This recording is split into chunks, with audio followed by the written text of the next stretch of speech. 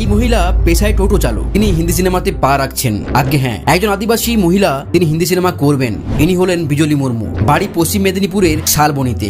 বিজলি মুর্মুর জীবনের গল্প শুনলে আপনি অবাক হয়ে পড়বেন। ফুটবল খেলতে খুব ভালোবাসতেন। জাতীয় স্তরে ফুটবলও খেলেছেন তিনি। কিন্তু অল্প বয়সে বিয়ে দেওয়া হয় বিজলিকে। দুটি সন্তানের মা হয়ে পড়েন বিজলি। প্রচুর দারিদ্রতায় দিন কাটে তার। হঠাৎ স্বামী প্রবল অসুস্থ হয়ে পড়েন। দুই সন্তান, অসুস্থ স্বামী। কি করবেন বুঝে উঠতে পারেননি তিনি। ঠিক করেন একটি টোটো গাড়ি কিনবেন। আয় দিয়ে যেটুকু রোজগার হবে সংসার চলে যাবে। কিন্তু হাতে 1 টাকাও নেই। বোনের কাছ থেকে 30,000 টাকা জোগাড় করেছিলেন। সেই টাকা দিয়ে ডাউন পেমেন্ট করে টোটো গাড়ি কিনেছিলেন। একজন মহিলা টোটো চালাচ্ছেন দেখে অনেকে কটাক্ষ করেছেন। বিজলির ইচ্ছে ছিল জীবনে বড় কিছু করতে হবে, এই অপমানে জবাব দিতে হবে। ফুটবল খেলার স্বপ্ন আগেই ভেঙে গেছে। এরপর মাথায় 11টি কলসি নিয়ে নৃত্য করে সকলের প্রশংসা কুড়িয়ে নিয়েছেন। দেশের বিভিন্ন প্রান্তে নৃত্য করে এসেছেন তিনি, এমনকি বিদেশেও গেছেন। শেষমেশ দিদি নাম্বার 1-এ তার পরিচয় চারিদিকে ছড়িয়ে পড়ে। সেখানে তিনি প্রথম হয়ে পড়েন। এখন শালবনীর মানুষ তাকে এক নামে চেনে।